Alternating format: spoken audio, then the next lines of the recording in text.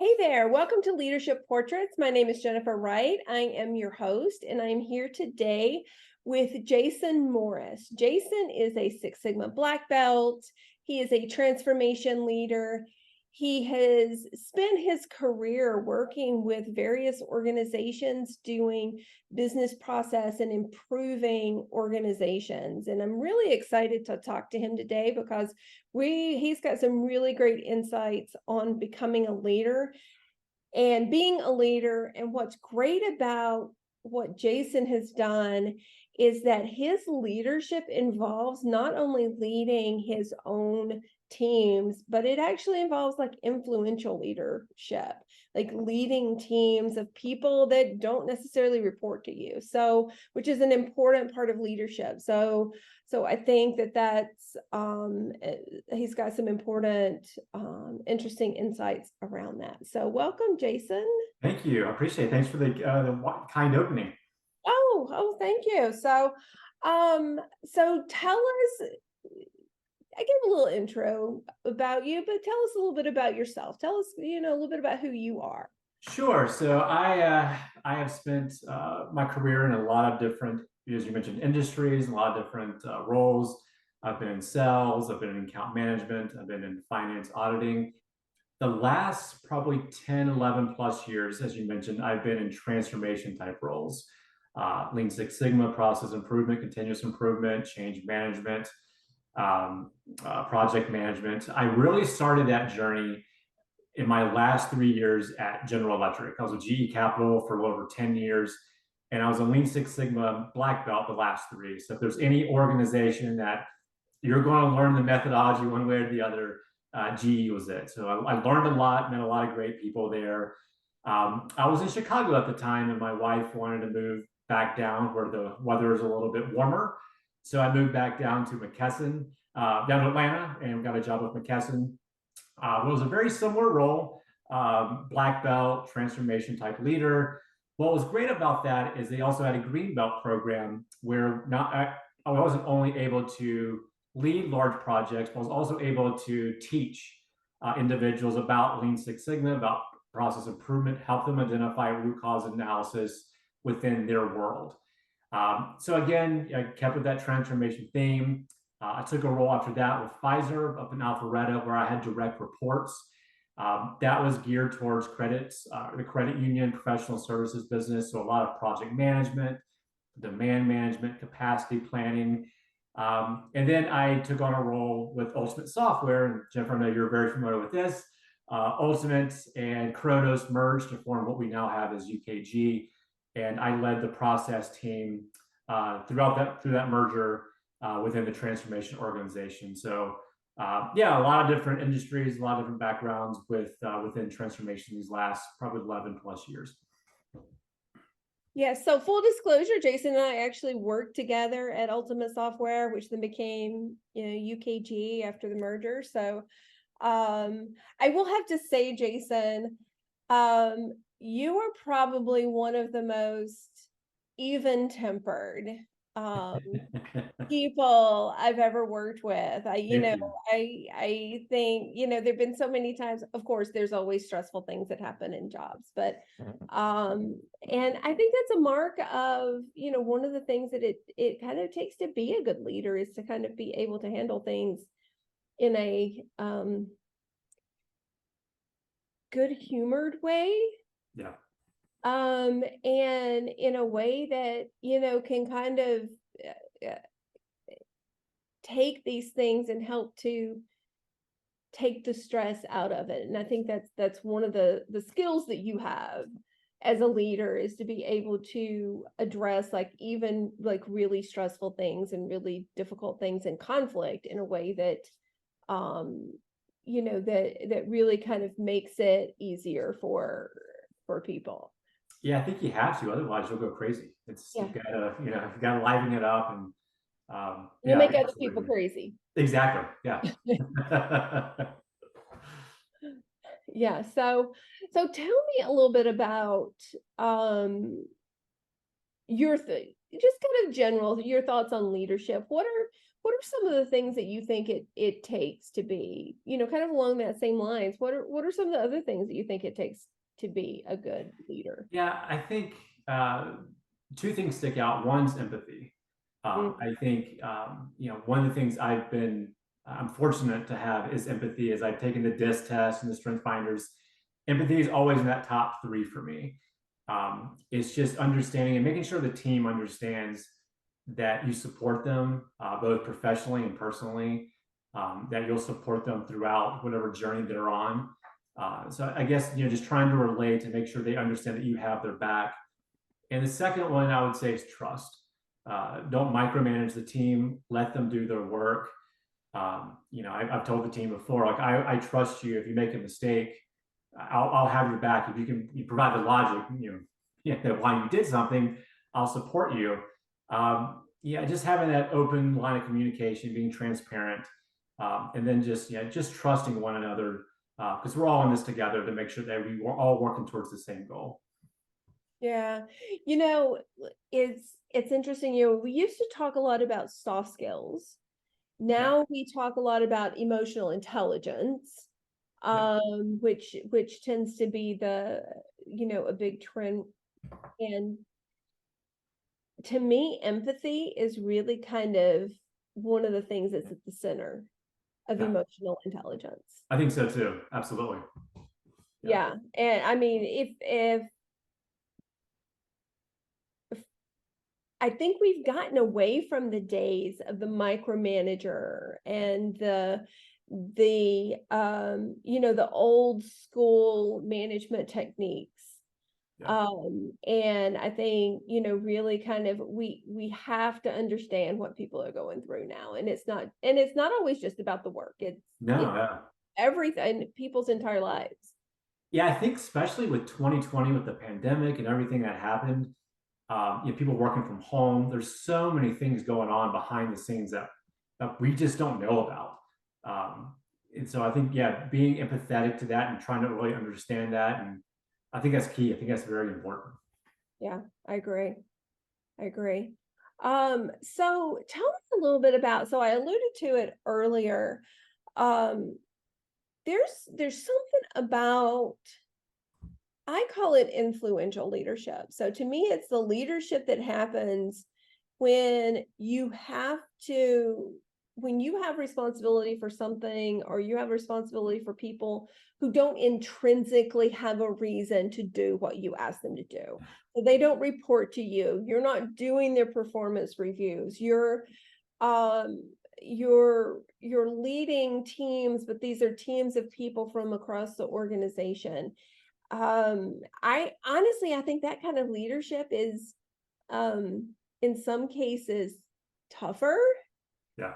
but if you can do it really well, I mean, it really grows your leadership skills. So, Yeah. and I know that that's a lot of the roles that you've taken on have been like that. You've had to lead a lot of things and a lot of people that didn't have a reason to follow you. Yeah, it's that whole leading without authority. Is that, to Yes. your point, they do not report into me, but I need them for this project to be successful, or for this, whatever we're doing, to be successful.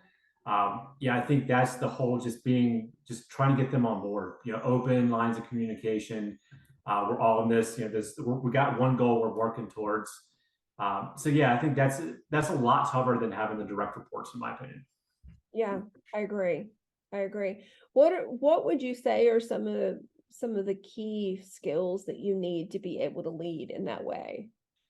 I think patience. I think that's one of them. You like you said, we don't report into you, so you don't have. In some cases, they may not see a need to kind of follow the rules.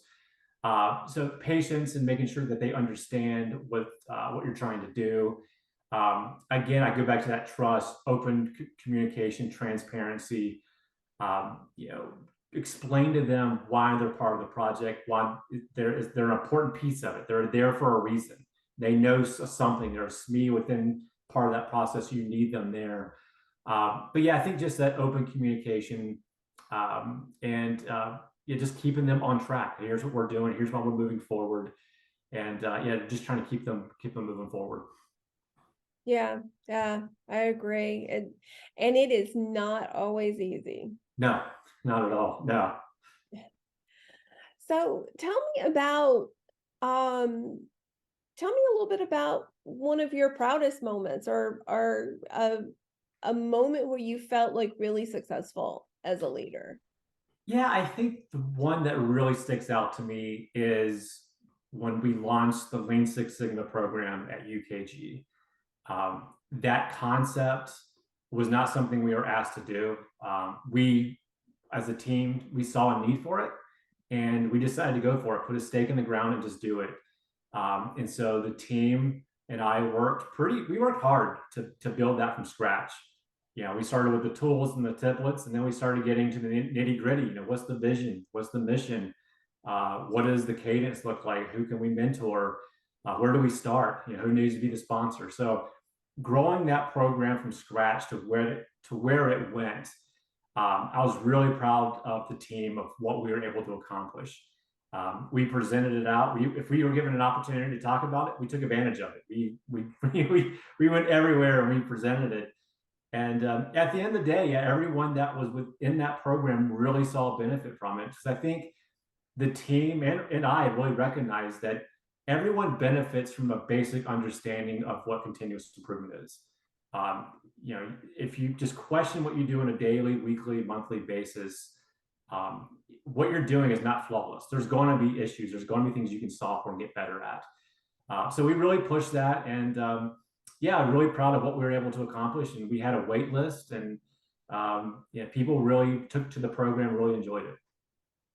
So you created a like a certification We program did, yeah, it was a green belt internally within the certification program. company. Yeah, How many people did you get certified as part of that? I think we got 3 within the first wave certified. Okay. We ended up with 2 waves going through, and the wait list, I think, to get on, I think it was maybe in the 60s, 70 people waiting to get Wow. on. Yeah. And what was great about that is we only started within one, maybe not even a third of the organization. We didn't go organization wide yet. Right. And so it was actually a small group of folks. And I can't tell you the number of people that reached out, wanting to know more, wanting some of the information. Um, and yeah, so the team did a fantastic job of just mentoring the individuals we had, and really getting the word out of what it is and what we're trying to accomplish.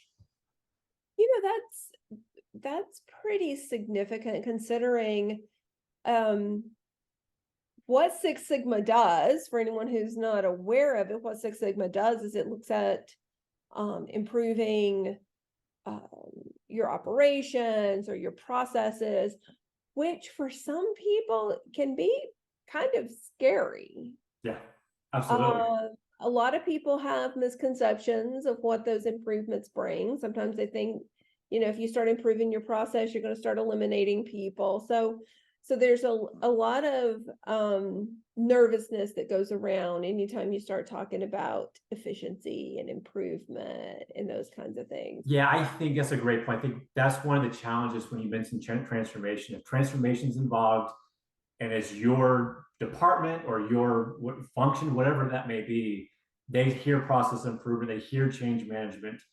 I think people have a tendency, just human nature, they go negative. It's like, all right, they're looking for reduced headcount. Somehow this is going to impact me in a negative way. And I think that's one of the challenges of having to get around that is explain to people, no, we're here to make the process better. We're here to make your job, your life a little bit easier.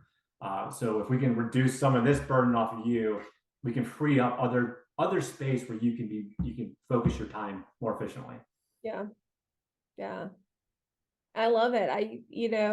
And I think you guys did a great job of doing the right Thank kind of you. communications around that. And yeah, it was I would consider one of the more successful programs.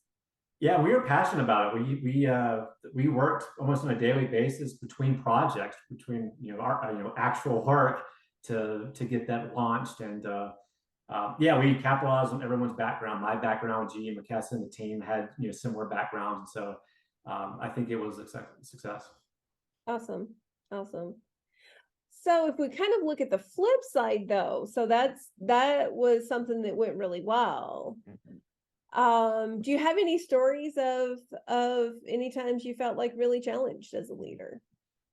Yeah, there's not maybe one or two instances that come to mind, but I think just in general, being asked, my team or myself being thrown into a transformation project, and you don't have that support, you don't have the sponsor support, you don't have the support of individuals. So yeah, there's some tough conversations with leadership of, hey, why are we here? What value add do we bring to this? And so we're always putting that hat on of Switzerland, right? We're neutral. We're just trying to give you the best potential outcome possible. We're not picking sides here. So yeah, I think that's always the challenge, is trying to get support and getting buy-in. And sometimes that trust takes time. It takes maybe a few weeks. But I think if you're open to communicate, you're transparent with the leadership, continuing to keep them involved. I've always told the team, over communicate as much as possible. Have the leader tell you to stop. Like, hey, stop! I got enough. I'm good. But you always keep them in the loop of what's going on and what you're trying to do. Yeah, I think that's one of the biggest challenges, just transformation in general. So what happens when, because I mean, we all know we've all had those projects where when we had the naysayer, we had the person, and in some cases it could be someone on the project team, and in some cases it's a leader somewhere that's trying to stop what we're trying to do. Yeah. Um, so when you have those, either they're passively trying to disrupt a project, or they're actually actively trying to stop what it is that you're doing. And even though it's the right thing, what are some things that you do to try to, keep moving forward when you have that happen? Yeah, I think the first thing is try to figure out why they're pushing back. What's the reason?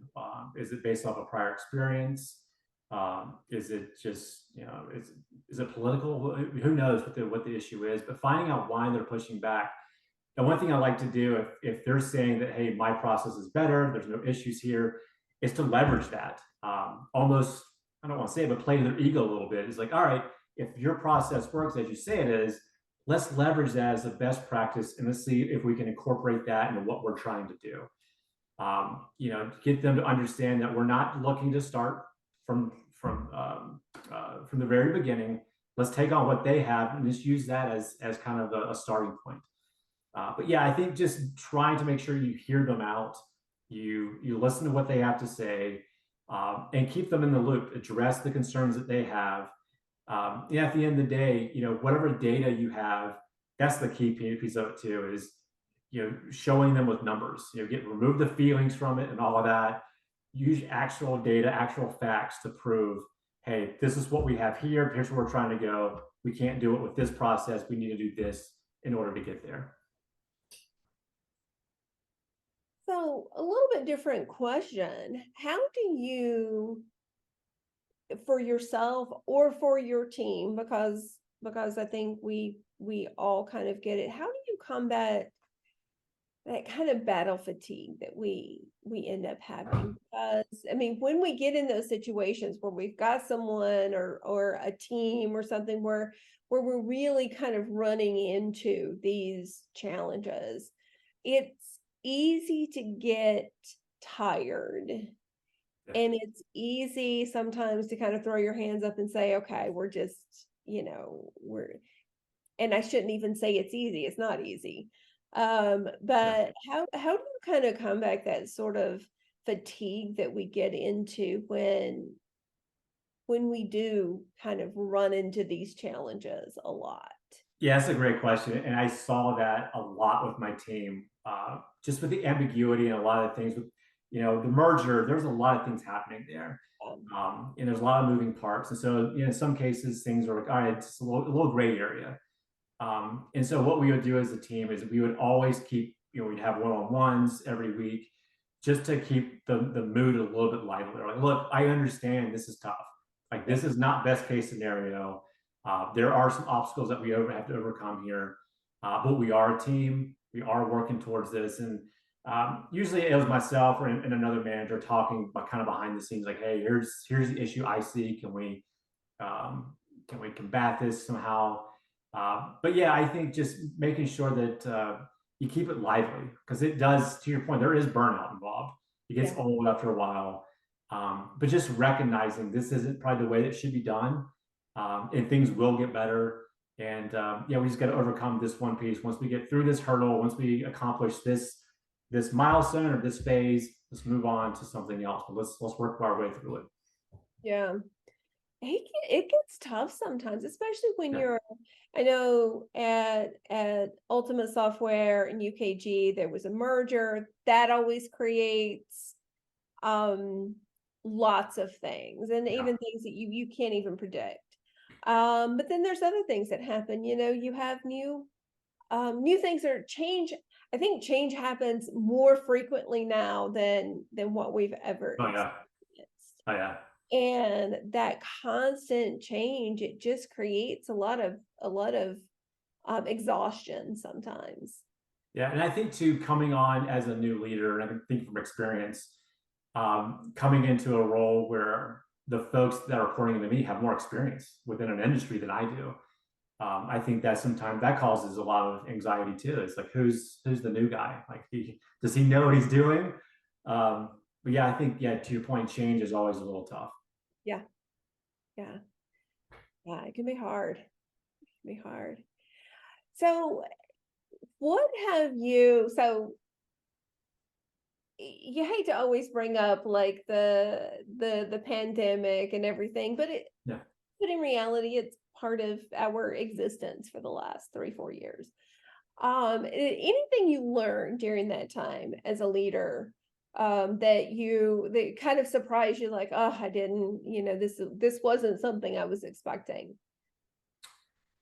Yeah, I think just yeah, probably the emotional, like you mentioned earlier, that emotional intelligence. There was a lot of moving parts. There was a lot of things we had to think about other than work, other than just professionally. You know, dealing with individuals that, myself included. I had a kid at home most of the time, because schools were shut down and everything else going along with that. So just that work-life balance, having to balance that out. I think it gave me a better understanding of what's important, what really matters. And you'd be on calls with folks, doorbell rings, or there's dogs barking, stuff like that. That's life. Things are going to happen, mistakes happen. And I think it kind of brought down that facade for me that you have to be buttoned up and everything's got to be perfect. No, we're all doing the same thing. We're all just trying to live through this the best that we can. Yeah. And yeah, I think that was kind of the thing for me, is just kind of relaxed me a little bit that, hey, we're all in this together and we're all moving forward. So, knowing what you know now at this point in your career, Yeah. what if you had to talk to yourself at like 23, 25 years old when you were first starting out? Yeah. What advice would you give yourself now? There's a lot of things I would say to myself. I would guess from a leadership perspective, you're going to make mistakes. That's going to happen, regardless of how hard you try. One of my favorite quotes is from Theodore Roosevelt: "Is the only man who never makes mistakes, never makes a mistake, never does anything." Mm. So if you're taking a risk, if you're trying to lead a team, or trying to improve yourself, you're going to make a mistake. As long as you learn from it, don't make this same mistake twice. And be open about it. Be transparent. Be open to your team. Like, hey, I made a mistake. This is my fault. I think you'll be better for it. But yeah, don't try to be perfect. No one's perfect. And yeah, you'll learn along the way. Things will get easier. Yeah. That is great advice. Yeah. Yeah. Like the work that I was doing, like the transformation work, like it's important. Don't get me wrong, it's very important. But at the end of the day, I'm not a doctor. Like no one's gonna die from it. So I think you got to take some things in perspective. Yeah. I had someone tell me one time, there's no such thing as a process emergency. Yeah. And Yeah. I reminded myself of that often. Yeah. Yeah, yeah. Nobody's gonna die, nobody's gonna get hurt. So yeah, Yeah. Exactly. it's keeping it in perspective. Yeah. Yeah. So tell me a little bit about,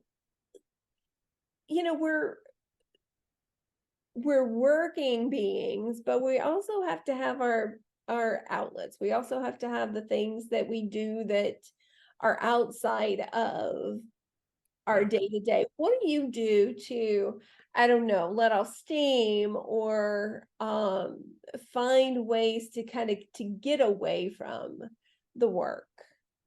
Yeah, one of the things I do is I try to get outside as much as possible. Mhm. I do run. I run quite a bit, and I've signed up for a couple of races here in the future. So that's a way for me usually to put on a podcast, just get outside, go on a trail. I live near Kennesaw Mountain, so go run around the trails for a while. Just be out in nature as much as possible. If I'm not doing that, I'm home. My daughter's here. So we're doing something usually. We're at the aquarium, we're at the zoo, just trying to get outside the house as much as possible. And then just reading. I'm a big history nerd, so I read a lot of books on a lot of biographies on leadership and the great leaders. Just finished one up on Eisenhower, which is a great read, and so yeah, again, just trying to get out in the world as much as possible.